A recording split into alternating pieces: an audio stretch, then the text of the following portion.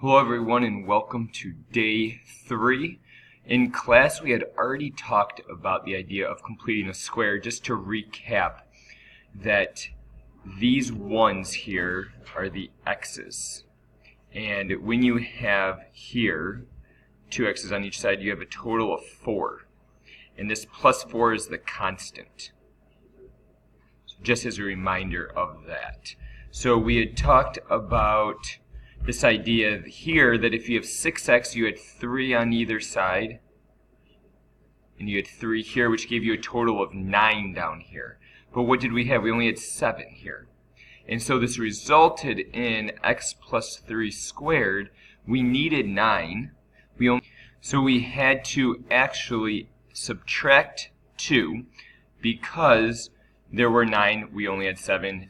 9 minus 7 is 2. And so that's the entire idea there, and we did some problems below. And so what we're going to do is start right at letter D, so on page 13. If you have forgotten, I will start out slower, and then we're going to do a different method here. So x squared minus 8x plus 12. So we wrote it as x squared minus 8x plus blank plus 12 minus blank. What you add to one side, you need to add or subtract to the same side. So we added, we subtract, they would go away. So we looked here. If negative 8, we talked about the fact that there would be 4 on every side. That would give you 16. And then we would subtract, we only have 12 here. And so we would have needed to subtract 4. So if you could have seen that, it would be x squared minus 4. We only have 12. We would have had 16, so we would have subtracted 4 here. There's another way to do this, if you don't have the picture, is the fact of what is negative 8 divided by 2. That gives us the 4. That was the 4 on each side. 4 times 4 is 16. And so therefore we have 16 there. So we did 8 divided by 2, squared it, give us 16. Now we're left with x squared, x minus 4 squared minus 4. Hey, look at they're the same thing. 12 minus 16 was negative 4. That's where we got that. What is this number always going to be? It's always going to be what this b value is divided by 2, not with the x, just the negative 8. Negative 8 divided by 2 gives you negative 4. That's what this inside number will always be. So if we look at this x squared plus 10x plus 27, we write it.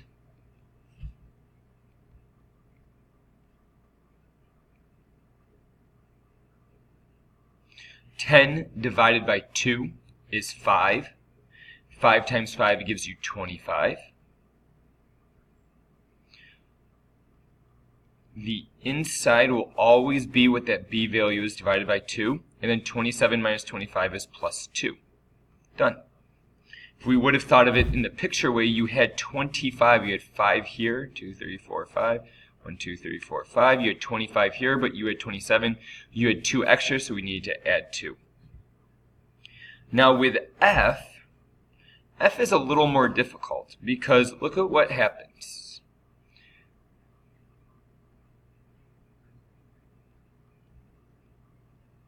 So we write it out. If we take 3 and divide it by 2, you're going to get 3 halves. It's not a nice number. It's the first time that we see something not working out nicely.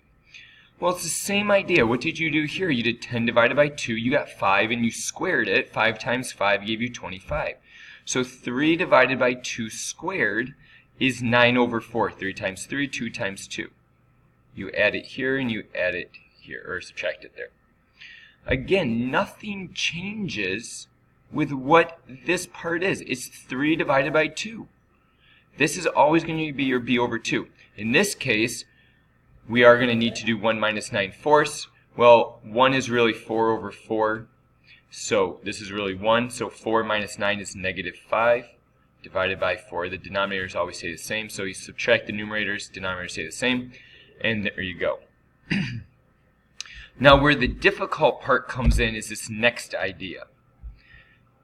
It's this idea that when you divide, when you have a coefficient that's not equal to 1 in front of the x squared. And you see the steps are written out for you right here.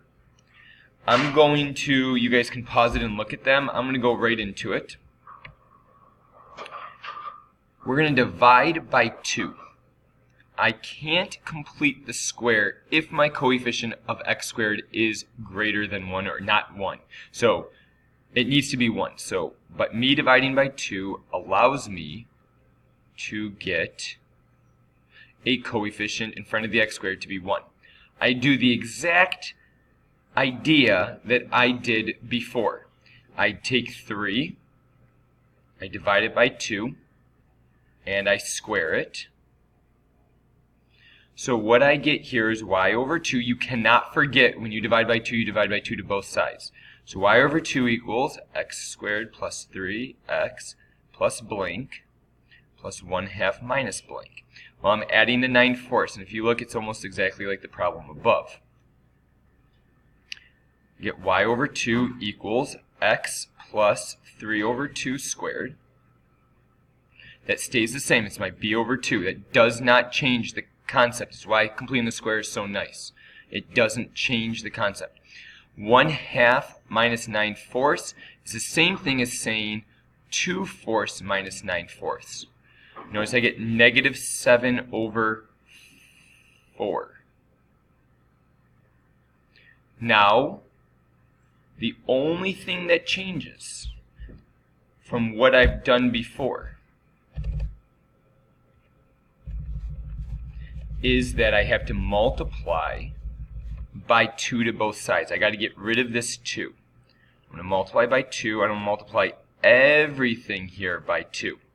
What that does is it gives me a final answer of 2 parentheses x plus 3 over 2 squared. And then I have to multiply that by 2 also. When I do that, 2 divided by 4 gives you 1/2, so I'm going to get minus 7 over 2. All that 2 did was said that we are going to stretch it, that we're stretching it. It's a vertical stretch. So therefore, my coordinates of the vertex, my vertex, nothing changes, negative 3 over 2, comma negative 7 over 2. And we're done. That's a comma here, not a 1.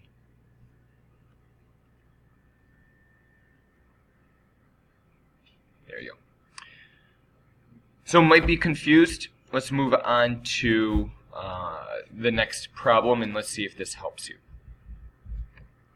This one's going to be a nicer one. We like when they're nicer. I see that there's a 2 in front of the x squared. I'm going to divide everything by 2. I'm going to get f of x over 2 equals x squared minus 6x plus 7 over 2. We're not worried about that 7 over 2. That's not actually going to be the difficult part. We're happy here that the b value is an even number, because I know 6 divided by 2 is 3, and I can square it to give me 9. But this is my b value, b over 2 value. So when I write it out,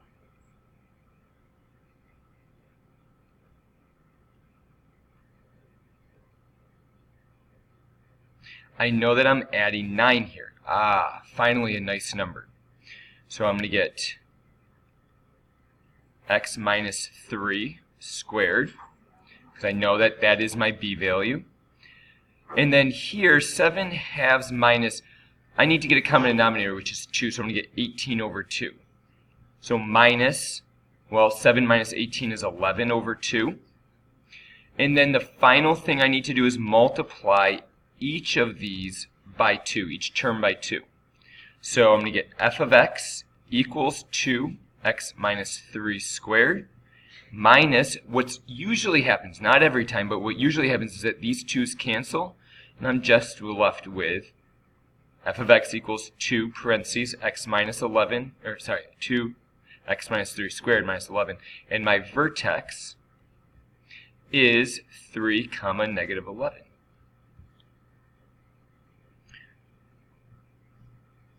When the part that most people struggle with is this dividing by 2 and then remembering to multiply it back in.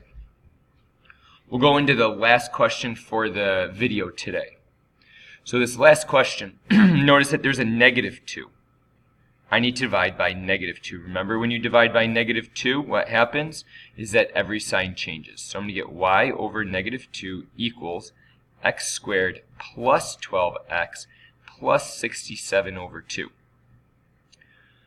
And take my b value, which is 12, divided by 2, which gives me 6, square it, which gives me 36. So I'm going to get y over negative 2 equals x squared plus 12x plus 36 plus 67 over 2 minus 36. I'm going to go into this part just so that we can stay consistent. So I'm going to get y over negative 2 equals x plus 6. Again, where did that plus 6 come from? It's my b value. That's so important to know. And then 67 over 2 minus 36 over 1. I need a common denominator. I'm going to multiply by 2. 36 over 2, or sorry, 36 times 2 is 72. And 67 minus 72 is negative 5. So negative 5 over 2. I'm almost done, but I need to multiply by negative 2 to both sides. Cannot forget that part. I don't know how many times I say it, we still forget it. So y equals negative 2 parentheses x plus 6 squared. Negative 2 times negative 5 halves gives you a plus 5. Again, those 2's cancel.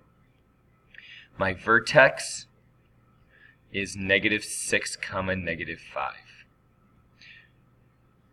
One of the things that we also can make a mistake on is taking this negative 2 and distributing it. You cannot ever distribute into a binomial that is squared. So that is it for the video for today. So I will see you in class to do a nice warm-up, and we will look at the practice set and then maybe even to day 4. Enjoy, and we'll see you in class. Bye.